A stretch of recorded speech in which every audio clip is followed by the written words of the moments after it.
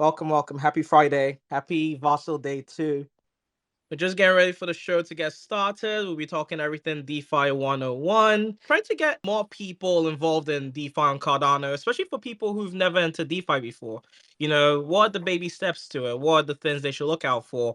What's there to explore in DeFi that they can't explore the traditional finance system? I think that's what we'll be touching on briefly. Then we'll try to get more into like the community and learn more about your questions and what they have in their mind. How about we do some introductions? Sure. So my name is Salvatore. You can just say Sal, which is easier to remember. I'm a marketing manager at DeFi Yield. DeFi Yield is a cross-chain asset management platform with security solution built in. We got at the moment kind of brief introduce you to what we do and what DeFi Yield is. DeFi Yield is as I said, a asset management platform with over 20 blockchain integrated. We do EVM and non-EVM. The beauty of the platform is the fact that you can connect multiple wallets. Let's say you're investing in different projects in the DeFi space, Solana, Cardano, Ethereum, and so on. So you do some yield farming on those chain. You can actually bundle your wallet, so you can see in one place all of the wallets, right? So you can track all of the staking pools, farming pool, native token staking as well. And on top of that, we have a very I would say user-friendly feature to find out the best APR in the market. And also we got some new feature focused on security solution, which is called Shield. We're gonna dig in there furthermore during the space. So yeah, that's it from my side. Thank you. Awesome, awesome. We're glad to have you in here. I'm sure most of you are familiar with Karan, but perhaps you could help us with a little bit of an introduction, and I'll also give a little introduction as to who's the voice behind the account. Hi everyone. Yeah, I'm the spokesperson for WingRiders, amongst other things. And for those of you who are not familiar with WingRiders, we're an AUM DEX on Cardano, whereby users can provide liquidity, farm, boost those yields, essentially various different things. We're very much moving to a decentralized autonomous organization, bit by bit, essentially becoming more and more decentralized. We also aim to be a infrastructure piece in the whole of Cardano, whereby you can actually integrate our DEX into any kind of application or wallet. So that's kind of the big goal, and really try to contribute as much as we can in terms of the technologies we have and the products we have. Yeah, so that's kind of me.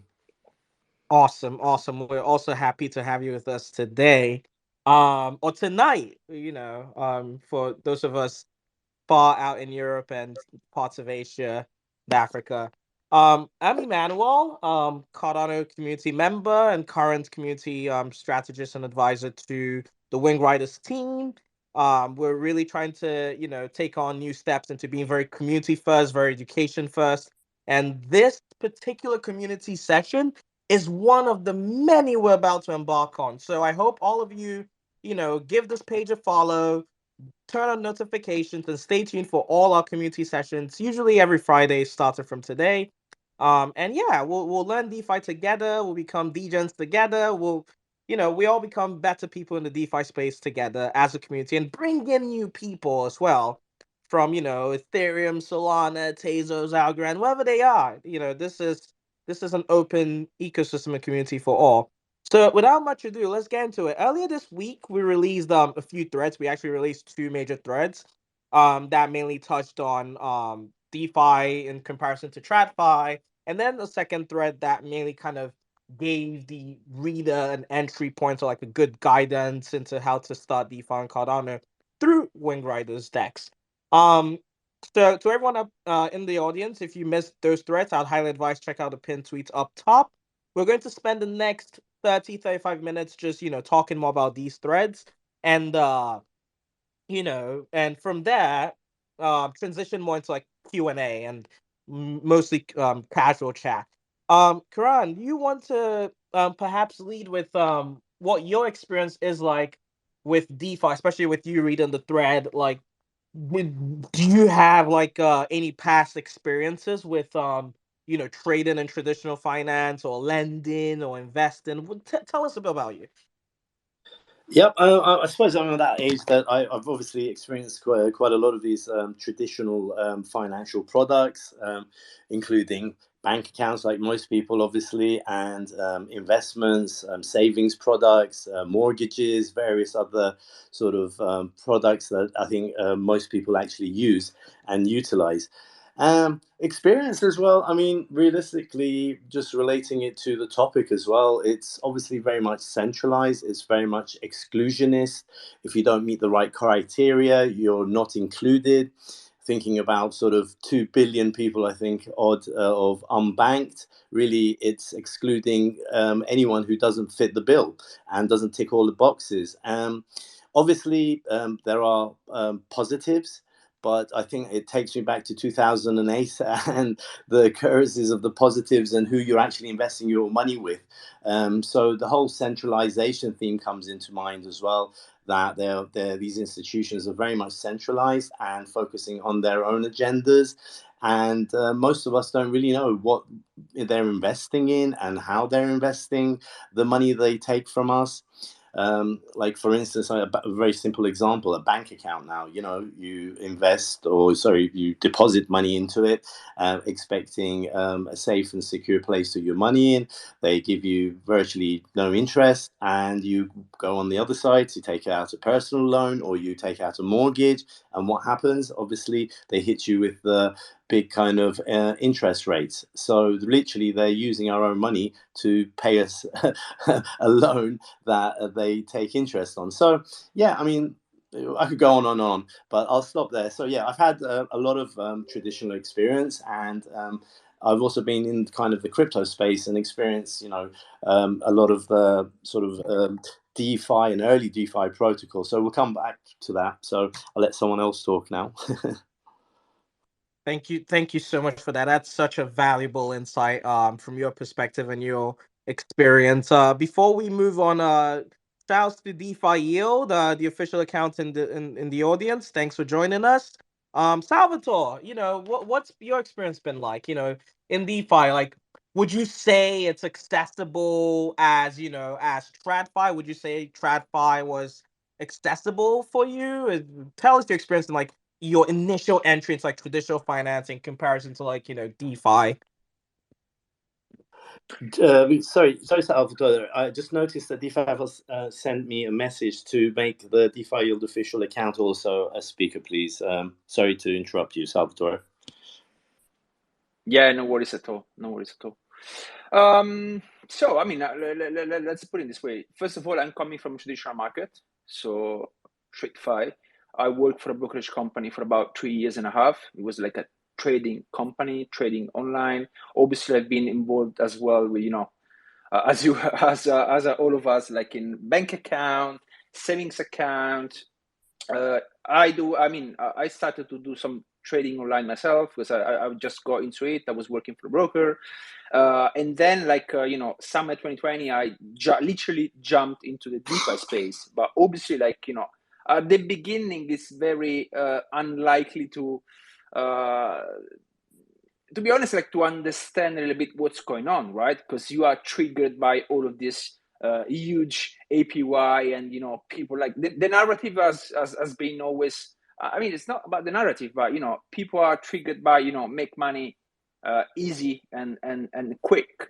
So, like, the majority, if we are thinking about the 99 or 98 or whatever percent, the majority of the people who deal with investments, who approach investment, they have this sort of let's say they have this sort of mindset where they are gonna make money easy without spend effort, energies on doing their own research and see what's going on, like dig a little bit into the asset, instrument, area, environment, and so on.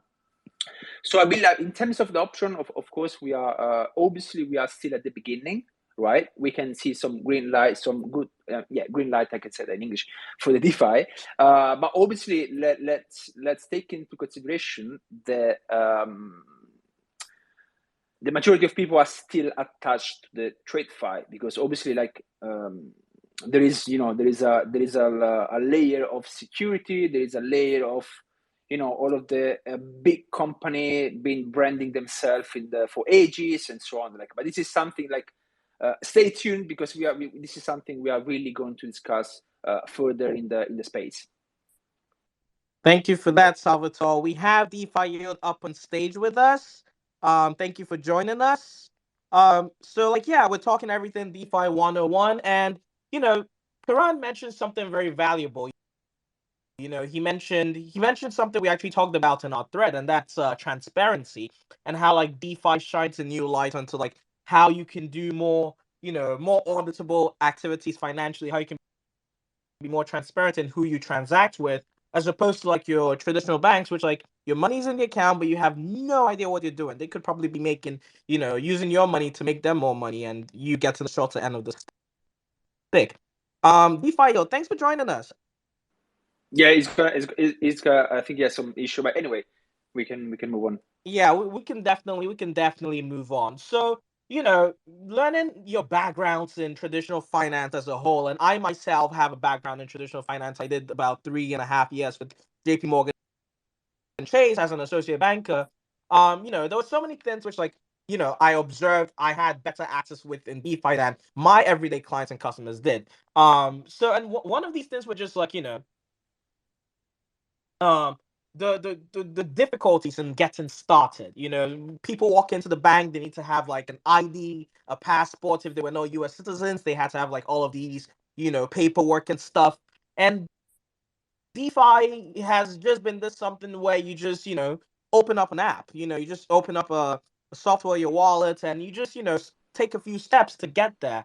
What were your first thoughts? Let's start with Karan. What were your first thoughts when you discovered the concept of DeFi? Were you completely sold on it, or were you like skeptical about it? Because hey, you're not entering a world that's asking for your ID or your passport or who you are, where you've been. It's just ready to accept you and let you like expand your financial growth. Tell us a bit about that. Yeah, I think it was very much a gradual process. It wasn't kind of, I stumbled. Obviously, I got into crypto fairly early on, and the concept of DeFi didn't even exist in 2012. It didn't exist 2014 when I started actively kind of investing and kind of getting my feet wet. It didn't exist. And then my first, I think, real if you like, experience of it was Ether Delta, which was a order book DEX that had just come onto Ethereum, and I was trading by that time. And I thought, oh, this is interesting. This is decentralized, and what's this all about? And it was a terrible experience, to be totally honest, at the time, because order book DEX is obviously generally a struggle, and at that time, definitely with kind of the technology at that point. So that was my first experience. I was quite put off by it, to be totally honest with you. Now, flash forward to where we are today, and you look at all the DeFi protocols, and you look at the, for instance, ecosystems that exist around various types of layer ones, and then you go, well, this is different. This is totally different. You've got various types of services, all fairly working efficiently, but there's a big but here. We still can't match, for instance, transaction speeds for a layer one to take on every single financial service that exists in TradeFi. So that'll always be a barrier, right?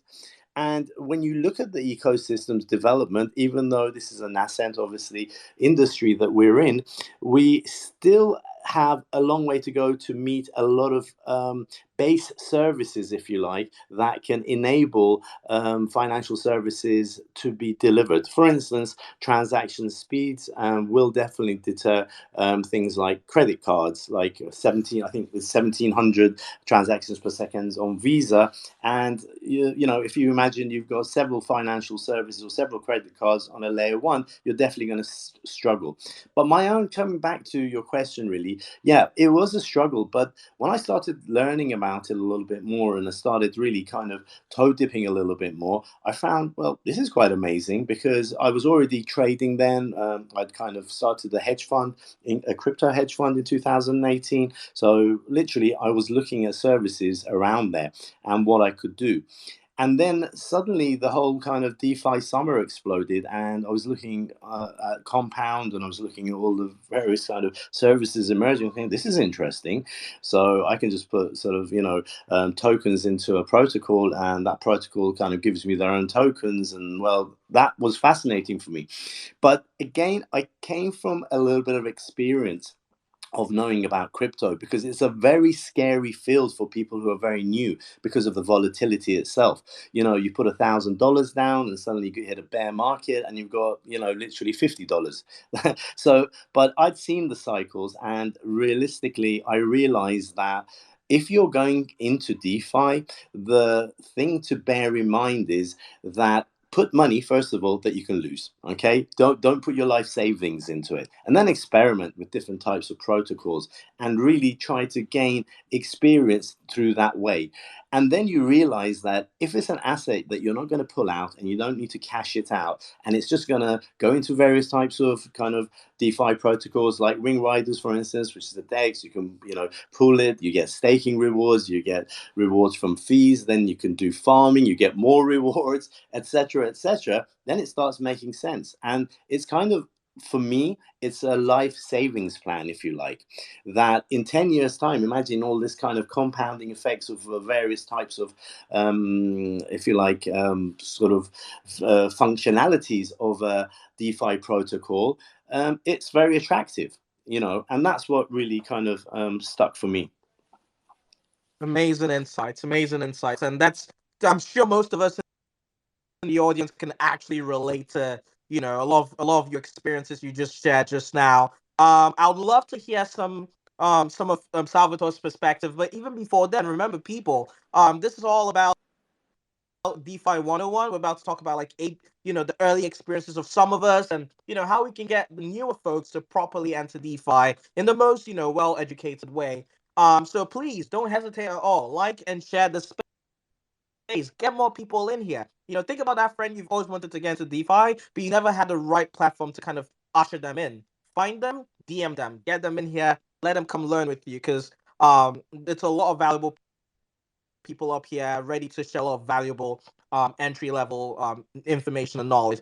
Salvatore, yeah, give us your insights, and then also like just what was it like? Maybe you can add on like what were the difficulties in your experience in traditional finance? What were the difficulties that made you look more to DeFi? Anyone can discover DeFi and think, oh, okay, but we have Robinhood anywhere. We have like the various trading apps and trading houses out there. Like, what drew you? What pushed you? What were the difficulties in TradFi that had you come into DeFi? Do share. Yes. So I think first of all, Karan made a really, really, really good point in terms of like what's your risk when it's down to investment. Like, what's your risk appetite? How much you are willing to risk when you're investing your money?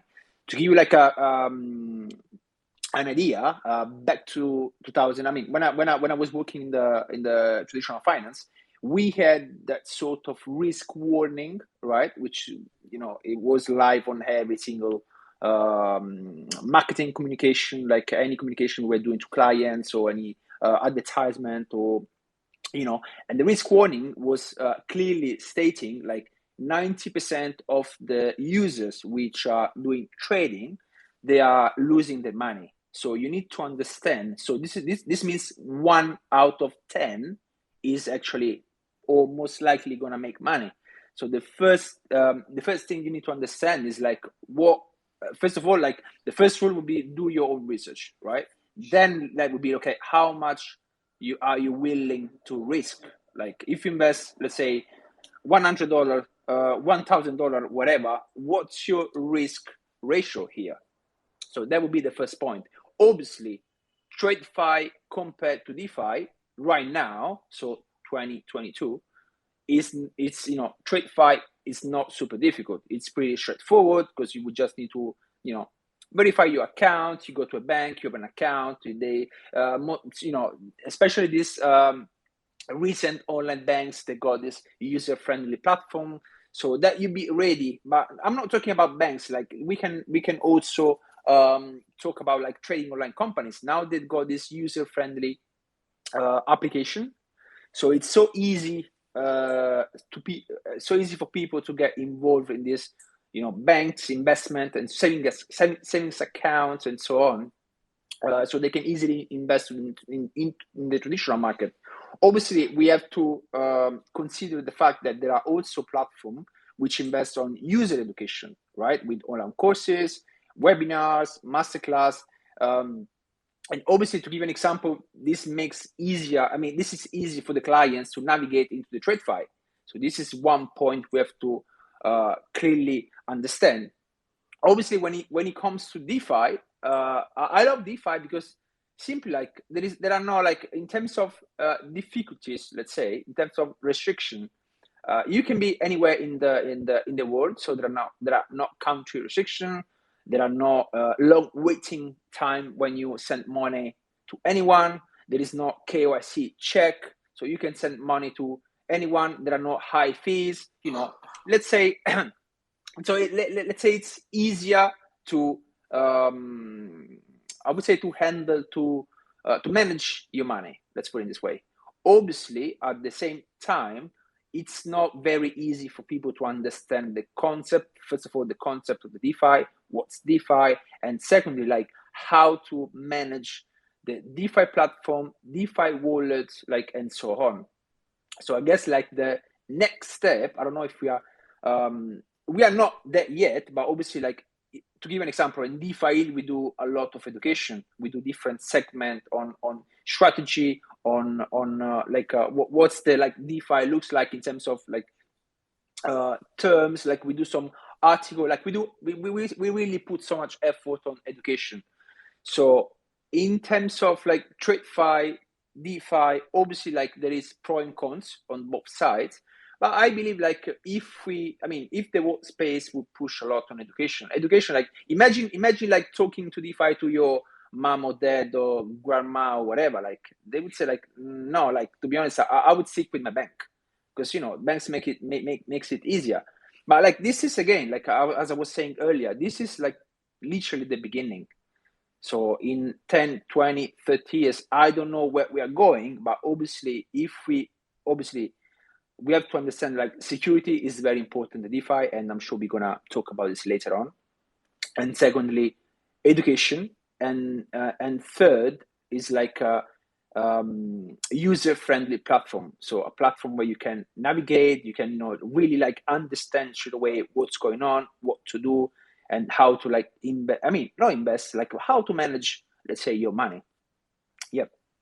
Yeah, no, a lot of valuable, points brought out here. In fact, we're hoping for this particular session to be a masterclass, not just for your friends, but for your family as well. Like, let's, how can we educate DeFi in ways that we can get our grandmas and our granddads, like, more involved in DeFi? But as you can hear from, like, our speakers over here, they shared a lot of points which we made very clear in our, in our recent thread about, like, how DeFi is essentially borderless. It's globally interconnected. You can be anywhere in the world and participate. You don't have to, like, be in one region to use something. You can be anywhere. And then also, just like how you eliminate so many intermediaries. Today, your transaction takes, like, X amount of days, or charges you X amount of dollars or pounds or whatever your native currency is in your home country, just because there's a middle person trying to relay your transaction, trying to get you to get you from point A to point B. DeFi is so open and so, like,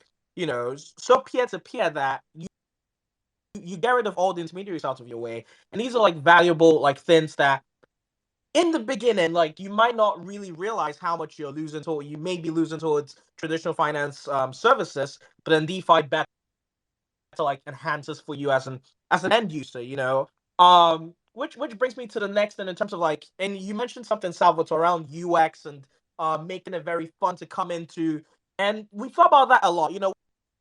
When so far WingRiders tries its best to, like, build the interfaces and the platform that makes, doing the simple things, like, very, very simple, like, such as executing a trade, such as, providing liquidity, and realize that even some people might not even know what it means to do anything in finance beyond trading.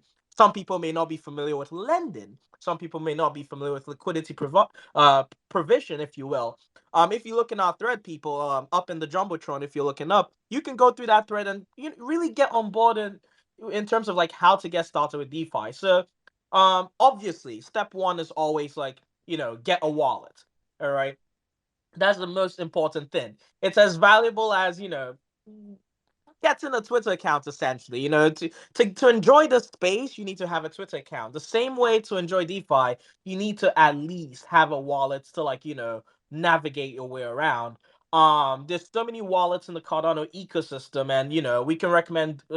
We're spoiled for choice if you think about it. But to all the newbies out there who are like just discovering Cardano and just entering DeFi, there's lots of great wallets out there. We majorly recommended wallets like Flint wallet, which is mainly user friendly first. There's other very powerful wallets out there that are, very rich in functionality, like Eternal wallet, for example. It's got a lot of feature sets and has a bit of a curve in like getting used to it.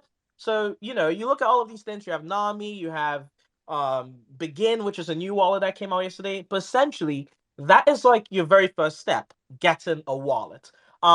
So the great thing is in the thread which we put out, if you look in the contents, we actually provided a user guide for everyone to kind of get started with your very first wallet. So to those of you who are not going to be partying out tonight and you have time at home or this weekend, definitely check that out. Get your very first wallet. All right. So now that you've got your very first wallet, the next thing you want to do is essentially fund it. You want to put some money in there. You want to put some value in there. In the case of Cardano, you want to have something like ADA. ADA is pretty much the currency you need to put into your wallet, and there's so many exchanges you can access it from. Naturally, it will be awesome to I was like, hey, Karan, can I get some ADA? I have some, USD. Can you help me out? Like, if you have people around you who can do that, that's awesome. But to those who don't, those who are like just entering into DeFi, for the very first time, platforms like Binance, like Crypto.com, Coinbase, Kraken, Bitcoin, KuCoin, IO, so many out there are ready to help you get your very first, ADA to fund your new wallet with. And once you've done that, you're pretty much at the door of DeFi. That's when you get up, you open up your laptop, and you're like, let's do this. What's the DeFi application out there that gives me like, the best experience, that gives me like, a very open space to work at. And WingRiders offers a platform like that. All right. So you go in there, you perform your first trade. It's like, oh, I have some ADA, but guess what? Maybe it's a video game out there that I need game points to play. And the only way I can get those game points are like on the WingRiders deck. So guess what? You perform your first trade. You swap your ADA for say those game points. Or maybe you're a big Husky fan to the Cardano natives out there, and you're just trying to get some Husky token to give to your family for Christmas. All right, maybe that's you guys are a big Husky fan base. All right, that's a perfect thing to do. You trade in, your ADA, if you will, or your assets actually on the WingRiders platform and get yourself some Husky, if you will. But then yeah, it doesn't have to end right there. It doesn't have to stop right there. You've got so many things you can do, such as you can provide liquidity. Karan, do you think you'd like to share a little bit into like what it really means to like provide liquidity into like a DEX? Why we provide it. Just a few words, if you will. Naturally, we are doing this to like kind of facilitate a trading floor for like others. In return, we get some rewards. But tell us your experience with that. Tell us your experience with that. Sure, yeah. I mean, great points, by the way, raised by Salvatore, and education, and that's kind of what we're talking about. I think sometimes when we get immersed in crypto and you're in crypto, we forget that, our language is alien to others. And sometimes when we're talking, we're talking technically. But yeah, I mean, and well explained, start off with a wallet. And once you have a wallet and you can fund that, as you said, from multiple sources.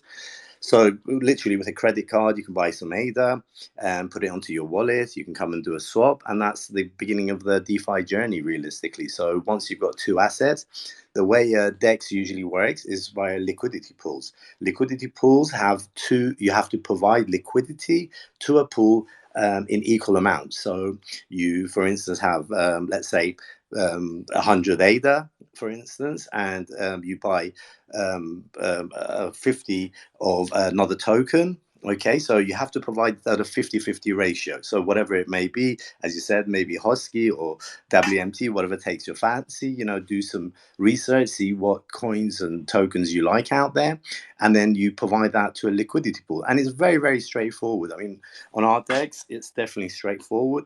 You provide that liquidity, then immediately you're gaining. So how does that work? Yeah, so your ADA, because it's staked, you will actually get rewards for it. And on our platform, you can actually vote for the staking pools that you want it to be delegated to as a pool, as a mechanism.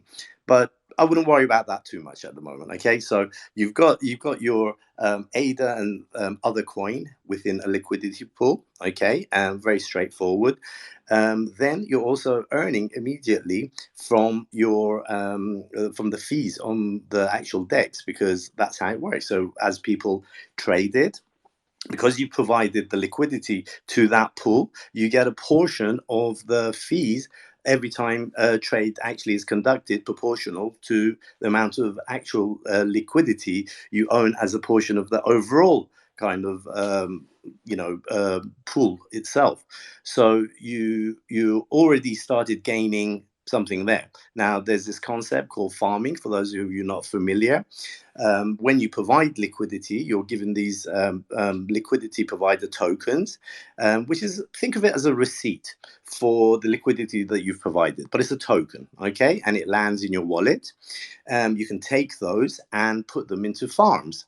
And there you start gaining even more. Okay, so depending on the type of farm it is, there are kind of single, if you like, gain farms, and there's double yield farms. So for instance, at the moment we have drip drops and WMT, sorry, not WMT, WingRiders. So essentially, when you provide it to a liquidity pool, sorry, to a farm that has double yield farms, you get 2 tokens as rewards. So you get the drip token and you get the WingRiders WRT token as well. So there's kind of multiple gains going on here. Then we've got a boosting vault, and if you've got some WRT tokens, the WingRiders token, you can take those from your wallet and add it to the boosting vault, and that extends your yield even further.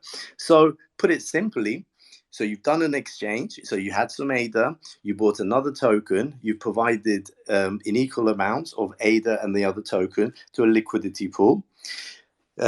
For the ADA, you get staking rewards, okay, which annually is around 4.6%. But depending on the pool, obviously, that you go to, there's different rewards. You can check on the list of pools and the returns they each have. You're also gaining the fees. Then you take your liquidity provider tokens that are provided in your wallet and you farm those. And depending on a single yield farm or a double yield farm, you get extra gains, and again you can boost it. So very simply put, that's kind of how the process works. That's let me just say, I just learned something new right here, and I'm the voice behind the WingRiders account. Okay, like, you touched on something very, very massive. That's boosting. How to essentially, improve your opportunities and generating yield, while you try to do even the most simplest of things. In terms of like how WingRider enables you to make your money be the best it can be while you perform your regular financial transactions. So that's a new something for me to go back and chew on for the weekend. And I hope everyone in here is actually picking something new to like was like, oh wow, I didn't know WingRiders could do that. Like, let me go check that out, see how it works.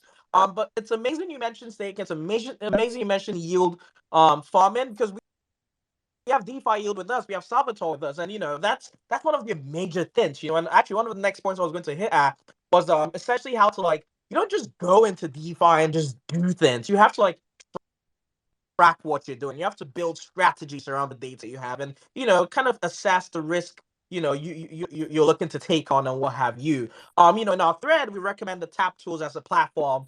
In the Cardano ecosystem, and we've also actually been spoiled for choice with platforms like DeFi Yield now, who actually have an integration with the Cardano ecosystems and platforms like WingRiders. Salvatore, tell us a little bit about what it's like to monitor your yield, track your activity in the market, and just trace the entire market as to make better DeFi moves. Tell us a little bit about that. Then we'll probably start getting ready to get the audience involved.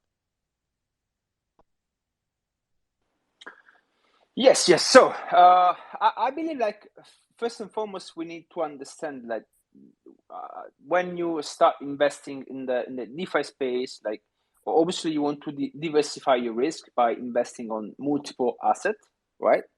So the idea, or at least it's not the idea, especially when it comes to investing in the DeFi space with multiple assets in multiple blockchain, there is like this sort of, like, you might ended up in a situation where you are struggling to, let's say, to track all of your investment, first of all. So I'm sure, like, many of you have been like tracking, let's say, the investment on a spreadsheet, Excel spreadsheet, to give an example. So you track everything down, you put numbers, P&L, and so on. When it comes, like, to DeFi yield, the platform allows you, as I was saying at the beginning, now we have 25 blockchain integrated in our platform. So either you are an investor on a particular blockchain because you love you love Cardano, you love Ethereum, or you want to diversify your investment. This is like a place where you can track all of your investment in just a very easy and simple platform. So you can keep tracking of all of your investment, and plus, on top of that, you can also keep tracking of your P&L on a daily basis, thanks to our internal data. So you don't actually, you wouldn't need like a spreadsheet on Excel, just like what's going on today, how my investment doing, and so on. So it's like a place where you can, you keep tracking of all your investment. It's like what would be the let's say, what would be can you hear me well? Because I feel like my voice loud and can you clear. hear me, You're right? perfect. Perfect, And I perfect, actually perfect, even had perfect. a little bit Sometimes of a my question. connection dropped. You said Anyway, P&L. If you could just expand on that just a wincy bit for us. yeah, sure. So basically, let's say, like, especially if you're doing yield farming or any kind of investment, you want to track, like, if you are on loss, if you are losing, or if you are making money, right? So DeFi does build this own internal solution. We got like a tons of data, and we can track on a daily basis your P&L on all of your investment. So on a daily basis, you're going to be able to see, okay, today I'm making money on this specific pool. Today I've been losing money on that specific pool, and so on. So this is something like a way to simplify your investment and to simplify your investment tracking. Literally, like, instead of spending time on calculating your P&L and check your sheet and so on, like, in the platform, you can track everything in one place. And obviously, again, if you are one of those investors who really like to diversify the capital on different chains and so on,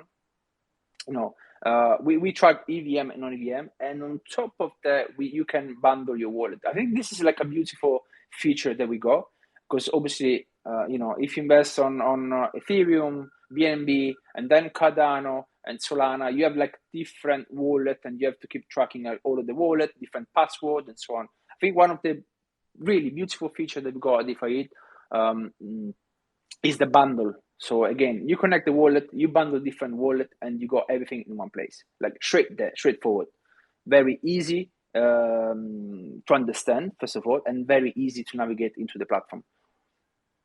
Awesome. I'm sure we can all agree that to make the best decisions, is the only way to do that is to be better informed. And some of these terminals and these platforms that give us analytics, like DeFi yield and tap tools. Tap tools, like we like to call it, like the Bloomberg terminal of Cardano DeFi. And DeFi yield pretty much being that mighty platform that gives us like greater insights into how we yield farm across different ecosystems. At least we can all agree that they make us better, participants in the DeFi space. We're going to open the floor now to a few people to come up, but then maybe we can touch a little bit on lending, just a little bit on lending, and also like how you would recommend DeFi to like people out there. This can be from any one of you, Carano, Salvatore. Essentially like just a little something as in what would you recommend, or how would you present DeFi to the average person? How would you do that? And maybe what some of the things that we could probably do better.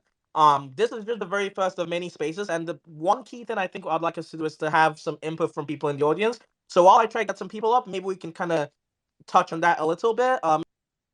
Maybe Karan, you can give us a little bit on lending, and then Salvatore, you can tell us a bit about what you'd say about getting more people into DeFi. Primarily from the outside world, and secondarily from non-Cardano people, especially. I see some hands up from actually some really amazing DeFi experts in the Ethereum ecosystem. I'll be bringing them up. So Karan, over to you. Sure. Yeah. I mean, realistically, how would you introduce DeFi to noobs? First of all, I think, and I think Salvatore has touched on that, and we've all touched on that. Do your own research. You can get obviously projects that seem very promising, and they're offering amazing kind of yields. I mean, DeFi, to anyone who's touched sort of Olympus DAO kind of forks or anything like that, would have experience with that, and they all seem very promising. People plow money into it, they lose it, and that comes really from a lack of education.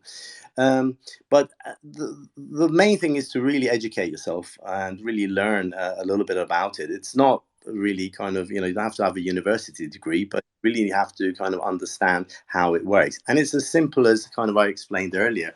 DeFi is very simple to understand, and it can be very lucrative if you know what you're doing. The other thing is always toe dip. Put a little bit of money, put a little bit of investment, put $100 or $50 or whatever, and just start to experiment with it. Do a swap.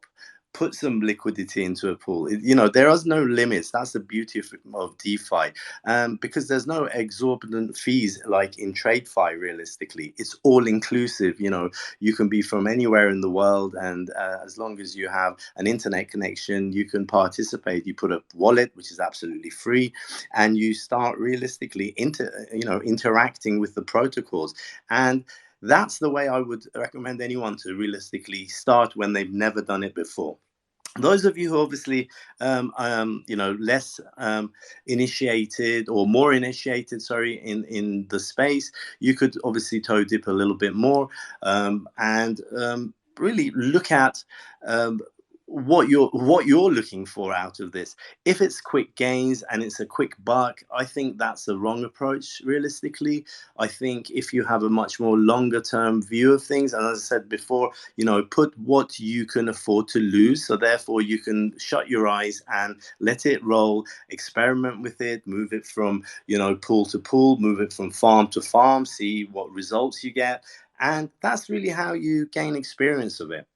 On the second question of lending, obviously there's many protocols that you can do over collateralized sort of borrowing from, or lending.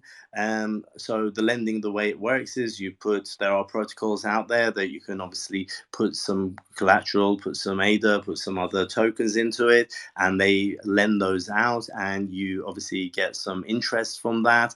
And the borrowers have to usually over collateralize their kind of borrowing, because they have to put some kind of collateral to borrow. I mean, that's kind of the gist of it. I mean, the main thing is the ecosystem's really building out. And as I said before, we're still really at the beginning of this. There's obviously credit lending, there's insurance, there's stable coins, there's various types of banks and payment services. And you just really have to kind of educate yourself bit by bit. But coming back to the DeFi kind of question, it's very simple. And obviously, you may think I'm biased, but just come onto our platform, WingRiders, give it a go. You don't need lots of money if you've never done it before. Put $50, even $20, whatever it is, and start toe dipping. And you'll be, I think, pleasantly surprised how easy it is to get into it. And obviously the returns, when you do your calculations, whether you use a platform like obviously DeFi Yield or another platform, you start seeing actually results. I think that's when you'll make up your mind whether it's for you or it's not. Thank you so much for that. Definitely something that you should do a lot of good research on, do a lot of good reading on. Thankfully, WingRiders, provide some of the best, piece of literature out there on their Medium page and even on their Twitter page. Like I said, follow the page, turn on notifications because there's going to be so many good educational threads coming out that make it very simple for you to explore DeFi. So by all means, please, to all the new folks out there, don't just jump in. Don't just throw yourself in there, but try to take some good educational steps while you're at it. And that's what we're here for today, right? Salvatore, did you want to share something, or shall we take our very first set of questions from Kagan? And to everyone, we're taking questions just about now while we proceed. Yeah, I just wanted to add like a quick point on top of what Karan just said. I mean, if we can like consider DeFi for everyone, I would say maybe yes, but at the same time, you have to like understand the space, educate yourself, and obviously do your own diligence, right? Because this is not like a playground for it's not like a people playground. You have to really literally understand the space, understand what's going on. And when it comes like to the security, for example, that's like a key point I want to discuss as well. Like first understand the space, educate yourself, do your own diligence, and obviously it's so easy, it's really easy, guys. Let's be honest, it's really really easy for like for beginners and even advanced users to get get into like honeypot or like rect and on any, let's say, protocols, to be honest with you. So like if someone like DeFi for everyone, yes and no. Like just you have to start doing the first steps first to understand a little bit the space. You have to educate yourself again. Like for those who are willing, let's say, to invest less than $10, go on Amazon. We wrote a book called "The Wall Street Era Is Over." It's literally like an overview. Let's say it's our story, DeFi story. It's an overview about like key player in the space, what's going on in the space, how the DeFi space has been changing, and so on. So this is like a invest. Like don't throw away your money. Invest something in your education, and then you can start navigate into the space. So I'm sure we're gonna dive into security later on, so I keep the rest for later. Thank you so much, Salvatore. Thank you. Kagan, I see you've got your hand up. Thank you so much. Thanks for joining us. Thoughts, comments, questions, let us know. Hey guys, yeah, man, glad to join y'all. I've actually been out of the loop for a while, just working in the fiat world. But I remember coming across, I believe you guys, if it was you guys, clarify. But didn't y'all have a WingRiders University? I might have run across you guys or another guys, just informational videos and something that I'm hearing, repetitively as the years go by is, do your own research. As your name, your brand gets thrown around, right, in the world, people are going to hear it and be like, man, like we I feel like we can't expect everybody to deep dive into all this stuff to understand essentially how it works, right? So like as a personal user experience, I would think if I heard about WingRiders on the street and a little bit about you guys, I could go pull up y'all's page and I could see some tutorials on some investment opportunity strategies, some best practices, so that I can get my head around the different aspects of how to use the product with a little 5-minute tutorial, one of those, just any kind of way, just be like, hey, this is a good, clear understanding of how you could use the product. I understand it's like a pass the buck mentality, do your own research because nobody wants to take the blame. But also, as you guys and all these other great companies are coming up and developing, uh, to be like a staple of trustworthy information, of best practices, and saying, hey, man, this is just, how you go this direction. If you want to take more risk on, these are the kind of things that you would be expecting. Just some actual friendly guidance for people that aren't going to deep dive. And I was wondering, have y'all developed that as the months have gone by? How's that kind of stuff coming along? Thank you very much, Kagan. That's a very good point you've made there. And education is kind of what both Salvatore, I think all of us are talking about here. And we think that's pinnacle. We don't have a university, but we have a WingRiders Academy. So on Twitter, where we've actually tried to kind of invest a lot of time and effort into kind of creating sort of video explainers and various other kind of assets like that to make kind of DeFi a little bit easier, especially on our platform, obviously. So most of the videos try to guide the user through it. And so that's always there. So you can always go to WingRiders Academy, check out some videos. They're very short videos as well, not very long or not very technical. And it really just takes you through the basic processes of how to do a swap, how to provide liquidity, how to do yield farming, how the boosting works, etc., etc. The second point you made is also a very good point. And yes, it does seem, I think, probably from a perspective of someone who's not in the industry, kind of everyone says DYOR, do your own research, etc. And it can seem a bit kind of like, well, we know our stuff, you go and learn it yourself. It's really not like that. I think having worked at WingRiders, we're all very empathetic to especially our community. We understand that everyone's at different levels. Not everyone's a coder that comes into this industry. We are very much aware of that. And we've tried our best within, obviously, the resources and capabilities that an organization like ours has, like a platform like ours has, to try to provide that, whether it be through kind of being open in our Discord and Telegram to answer questions, or to provide educational material like through the academy or through other threads that we're currently producing, to really kind of help people and ease people in.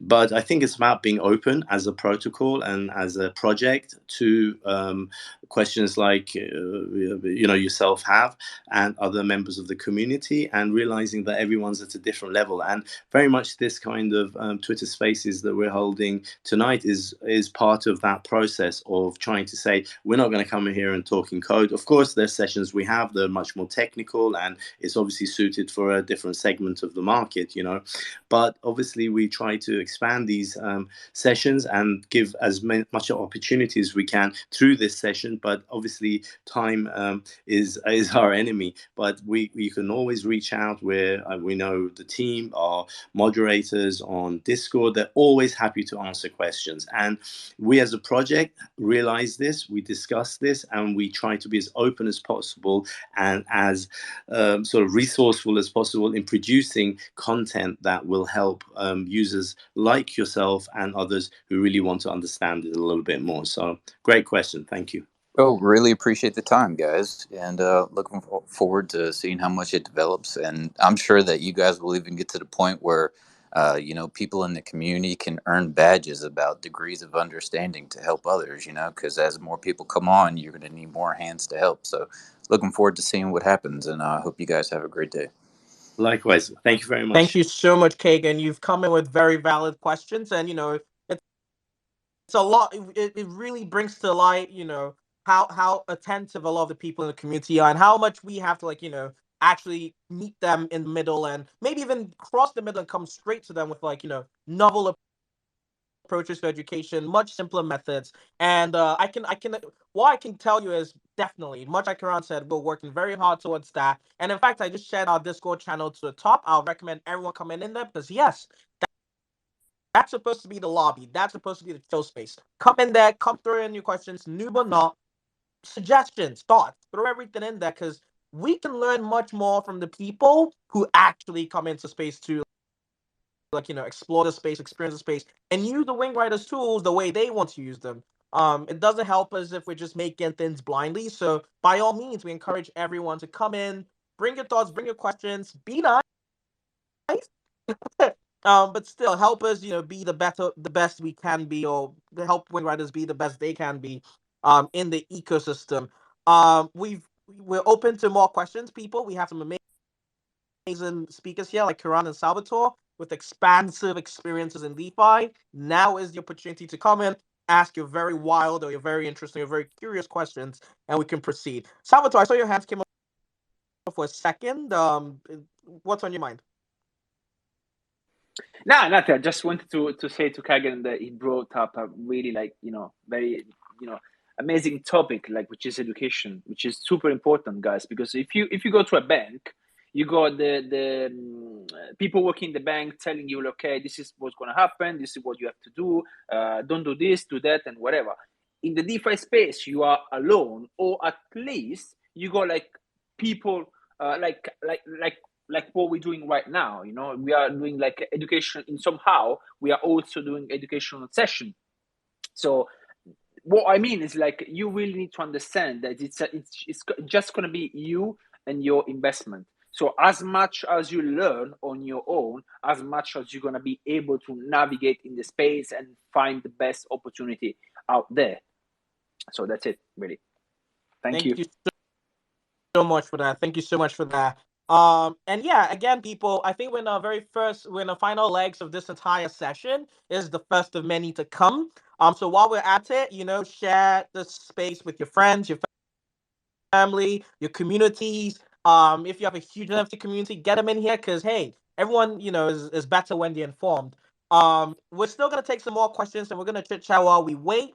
Maybe again, a bit of a degen semi-hour, if you will. Let's start with something like a little bit interesting, like who's been wrecked? It be a trad fire. Do we have any interesting wrecked stories, perhaps?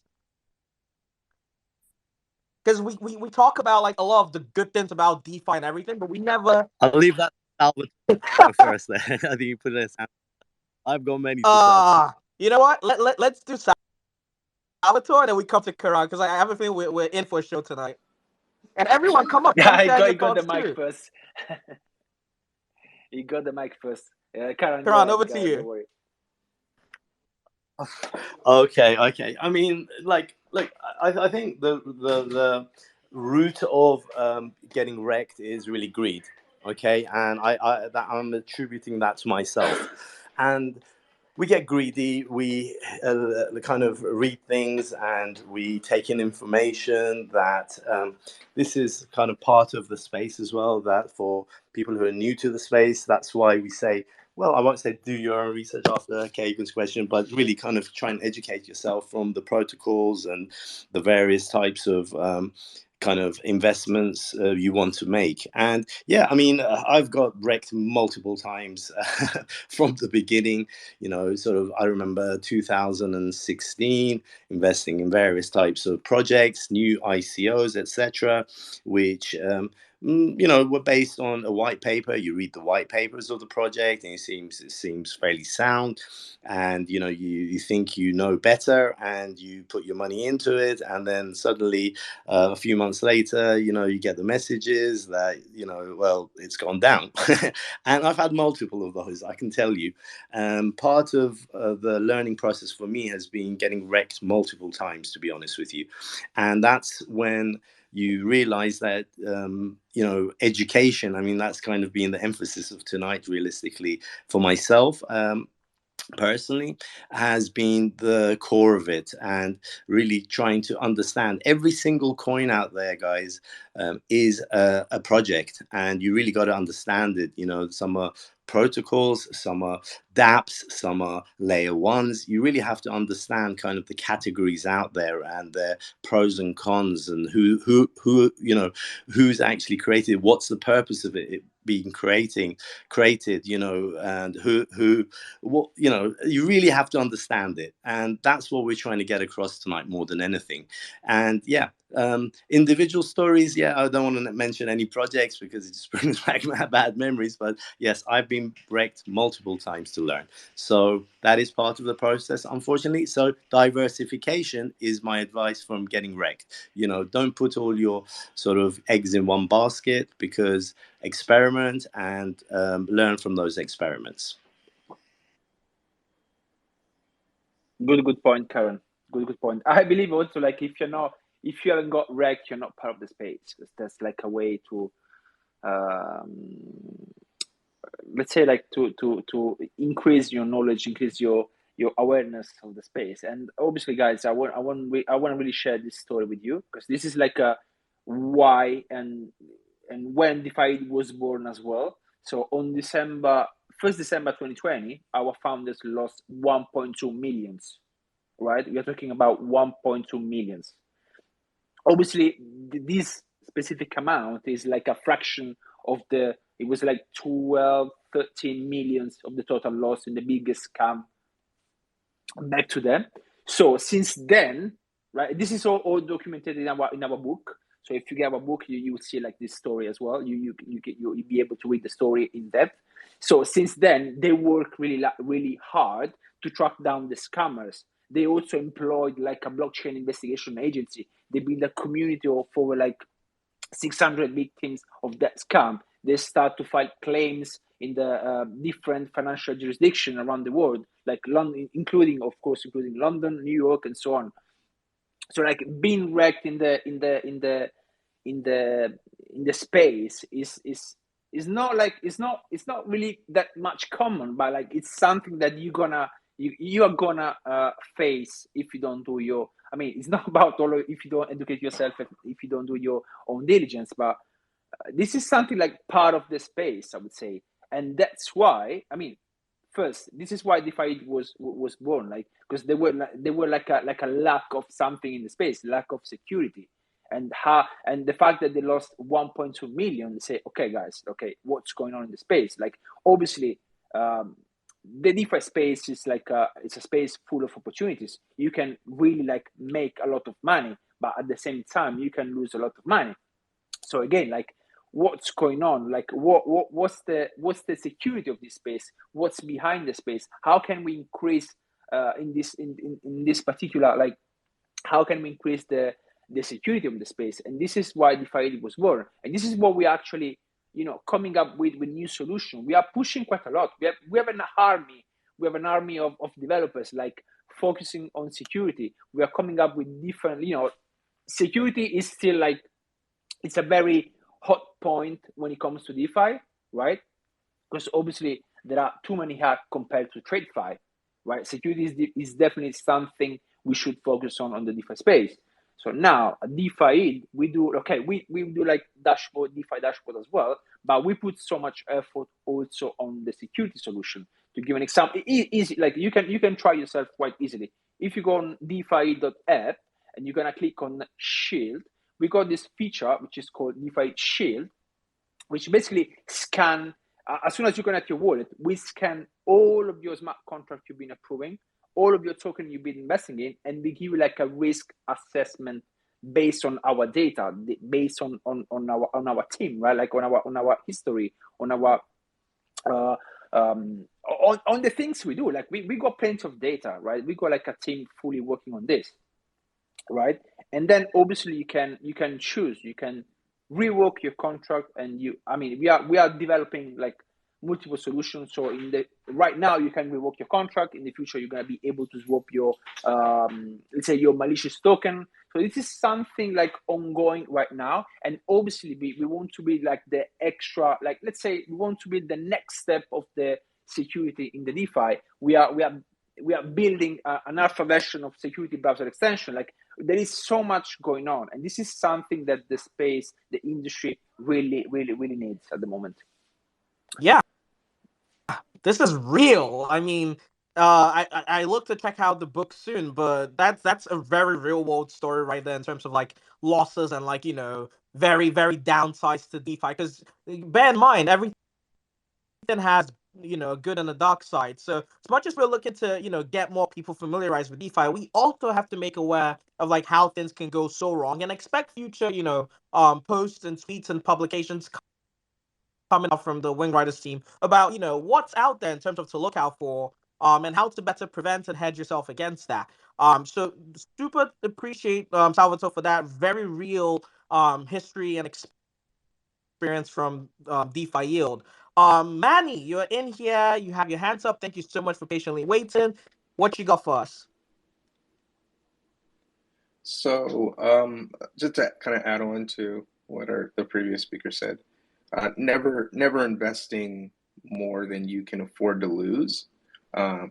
And also, I can't really tell you how not to get wrecked. I think being wrecked is a part of the journey in crypto. But I can tell you how to get wrecked. New platform, yield farming. One of the pairs being the base layer token at its all-time high, and then along with the platform token on the first day. That is how to guarantee you're going to get wrecked. So ADA, dang near at its all-time high, throwing that token into a yield farm, you're going to get hurt. So don't do that. Also, utilize, if you're learning, what I did was I found that the Hosky token has a few different farms on different platforms.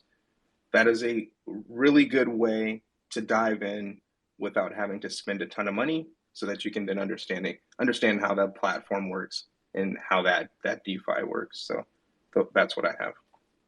Thank you so much for that. Yes, no, most definitely. Don't just see the nearest hoorah about a new platform or a new token and rush into it. Like, definitely be more cautious. And I think we can all say shouts to Hosky for kind of giving people an alternative approach to, like, playing around in the DeFi space with the with the Husky culture and the Husky token and the Husky community. Maybe someday we'll have Husky if Husky wants to come up right now. But maybe Husky has their own DeFi stories of their own. But Blockjock, you're here with us. What's good with you? What's going on, Emmanuel? Hey, congratulations on the space, the position, and getting the word out there. Just surrounding DeFi and the education, that's probably the most important thing you can think about. Because if you want to empower yourself and be your own bank, you need to know how to be your own bank. And there's a big learning curve there, and you don't want all the learning to be losing money during the entire time. So if you can get some education in, and that's going to be key. The fact that you guys are doing that along with Genius and others means that you're thinking about the end user and empowering them, right? If you edify them, then from there, they're going to then support you guys. And that's really what we want, right?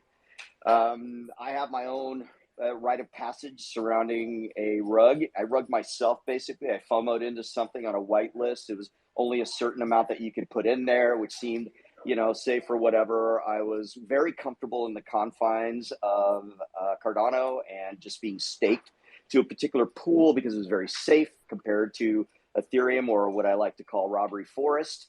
But ultimately, I decided to jump in on this really quick. I counted out, I remember exactly where I was when I did it too.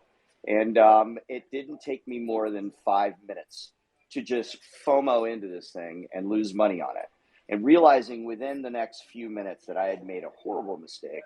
And I really wish I'd listened to some of the voices in my head from Emmanuel, Epoch, Hero, and all the others that I listen to on a regular basis that have made these mistakes themselves, right? So with that, I'm just I'm stoked that you're doing this particular thing. I mean, that Nomad hack was something that no one ever wants to experience, but it's how you handle what happens, right? Because we may experience this in the future. The project or the protocol that I'm supporting, I want them to handle it in a very mature way and an open way, so that there is nothing else, being put out there that suggests that maybe I should have some doubts surrounding that particular protocol. Some of the stuff you guys are doing in WingRiders is absolutely amazing. The UI UX is really cool. The fact that you can put into liquidity pool, and then have a vote as to where that particular ADA that is going to be generated gets staked to is also a really cool thing that I absolutely love. So keep iterating like that. Keep doing what you guys are doing. And yeah, look forward to what you guys do here in the future. Thanks. Yeah, super appreciate this feedback, Block Jock. We know you move a lot of mountains in the Cardano ecosystem, especially with freeloaders, and you bring so much to the space. And it's amazing to hear people who we know very well still have your very humble experiences in the DeFi space. And like nothing is ever perfect, even for like great platforms like WingRiders out there. And what really matters is how we pick ourselves up essentially, and how we kind of prevent others from making such mistakes. And something you mentioned as well as the very educational approach to like community as done by other platforms like Genius Yield. In fact, I think it'll be amazing to see like a good amount of collaboration between platforms like Genius Yield and WingRiders, or Mintop and WingRiders. Like, at the end of the day, it's like one huge community trying to get people the best in DeFi experiences. And I see no reason why we cannot even come together to project proper education in the space and get more people involved in the best way. So thank you so much for that. We are down to like our last 15 minutes. If there's anyone who wants to come up here, share some thoughts, ask some questions, please do. Or you can use the comments if you're not that comfortable to come up and speak. But while time progresses, what would you say? Like today, we have dexes, we have lending protocols and aggregators.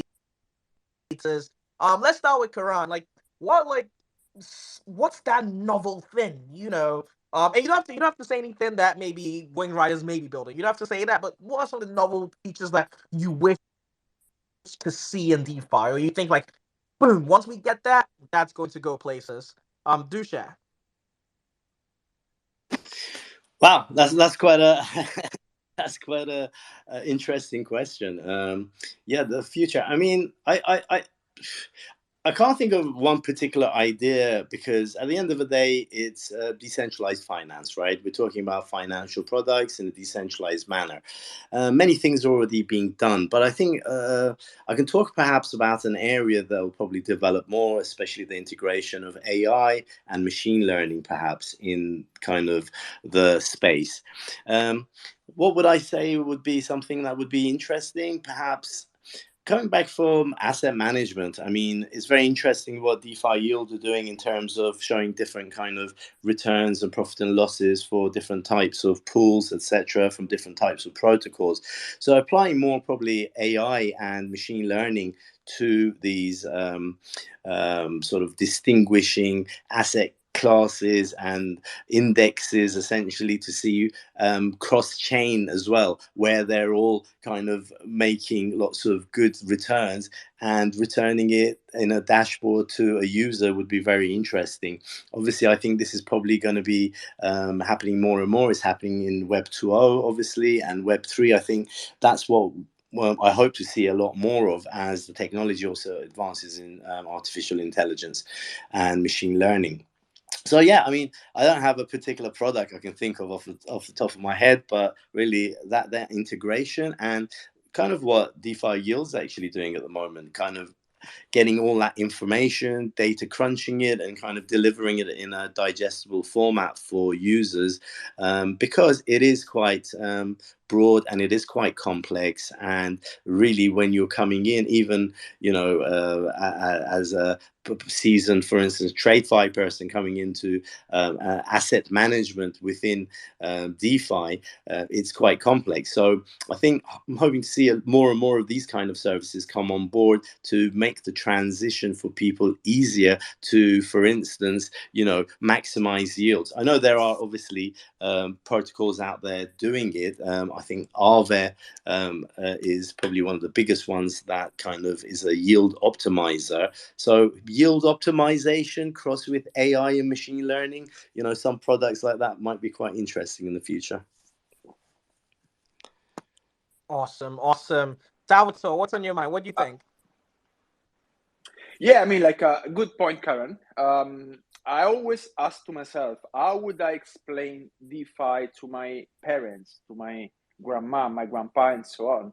So I think the key thing here is going to be like how we can simplify the space. The next novel, or the next, like, we go pretty much, quite a lot of stuff like DEXs, lending protocols, aggregators, and so on. So now it's like how we can simplify as much as we can the space for the mass adoption.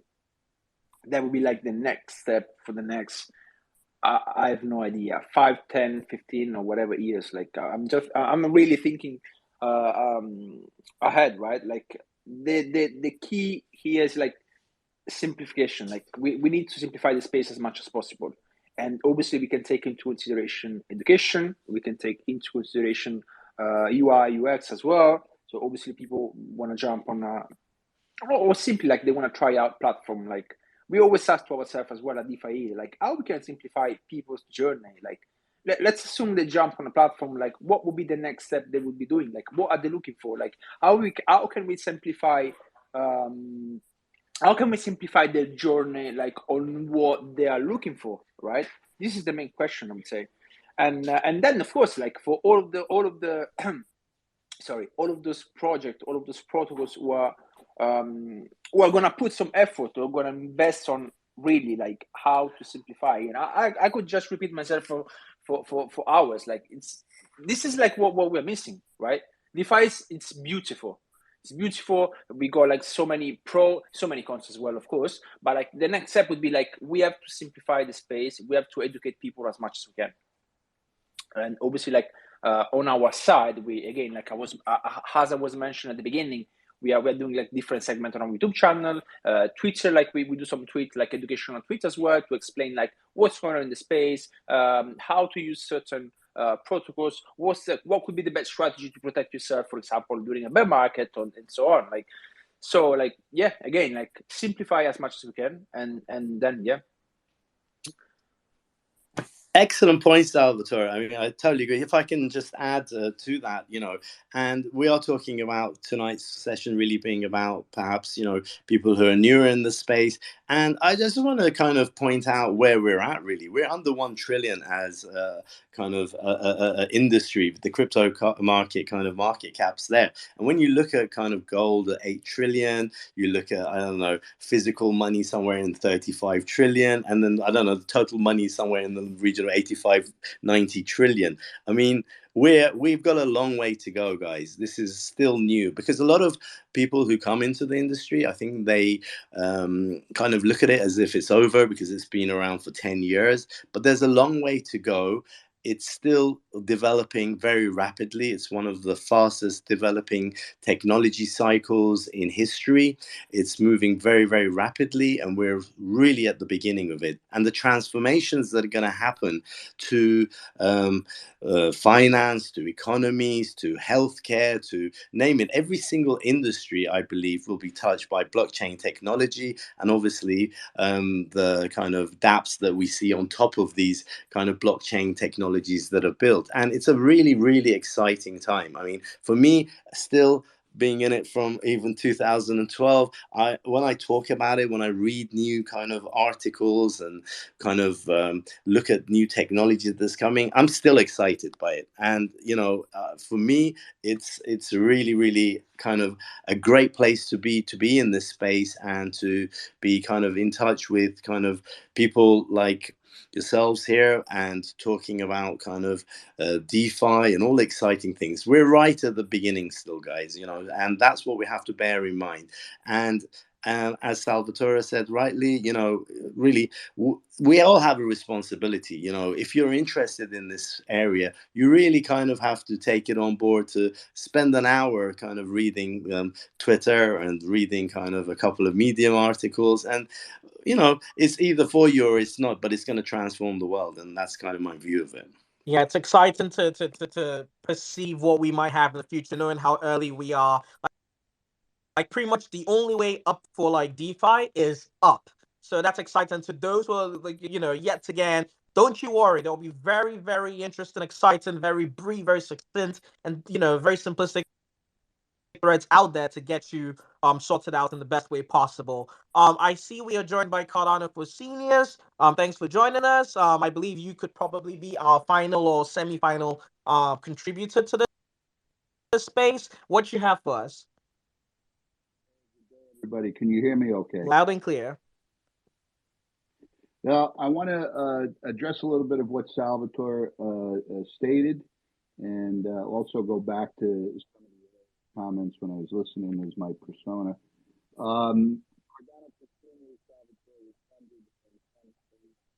YouTube channel, and it's really about educating seniors and noobs, the very basics of crypto, DeFi, and Cardano.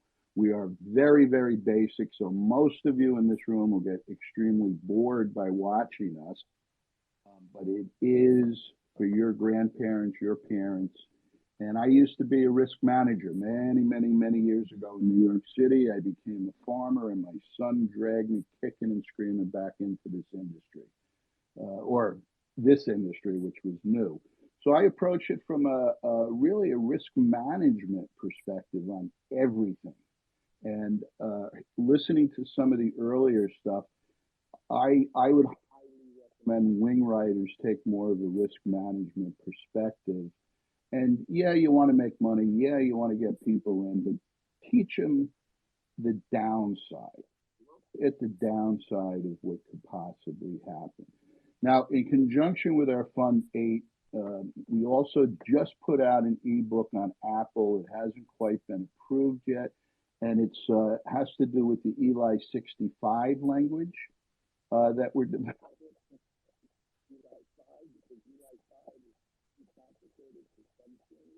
Because we do learn differently as we age, and also there's a teaching. We did a lot of research, learn as they age, and we came up with a system we call educational technique, and it has a persist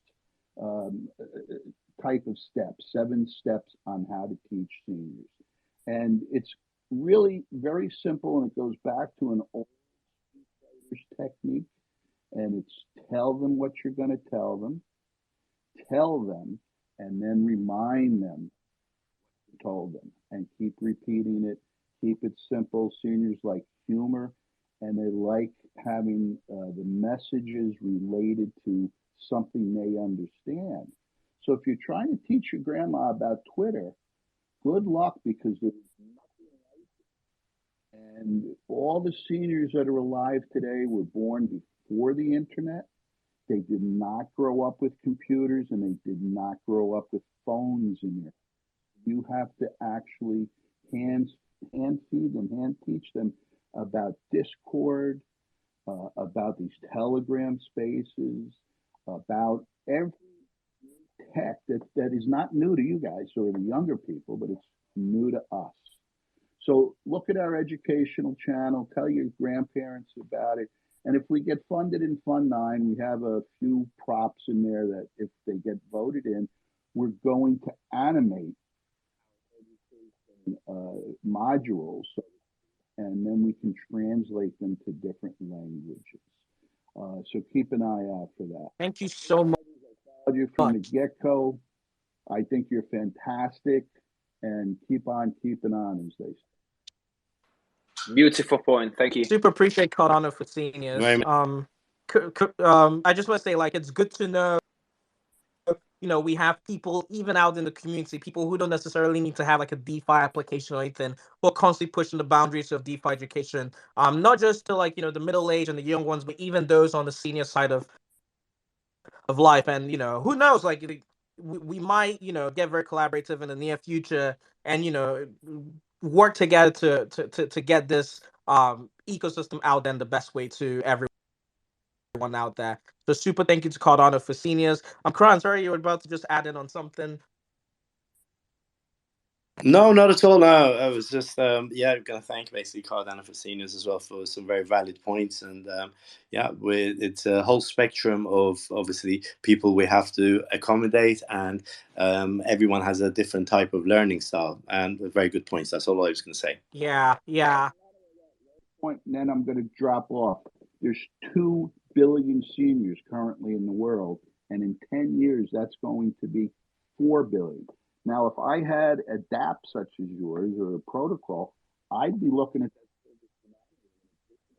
billion people in 10 years, and I'd want to know how I could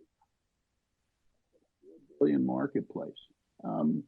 That's almost pocket change for some people. Yeah, definitely. Tell you what, like, I think it'll be amazing to have you in like the Discord community. It's like further interact with like our community members, the devs out there, the mods out there, because it's insights like this that helps them improve in a match in a better way. So definitely would love to see you in the Discord, and to everyone in the chat right now, in the session right now, definitely check out the WingRiders Discord. It's discord.gg/WingRiders. That is discord.gg/WingRiders, or simply check out the post up top.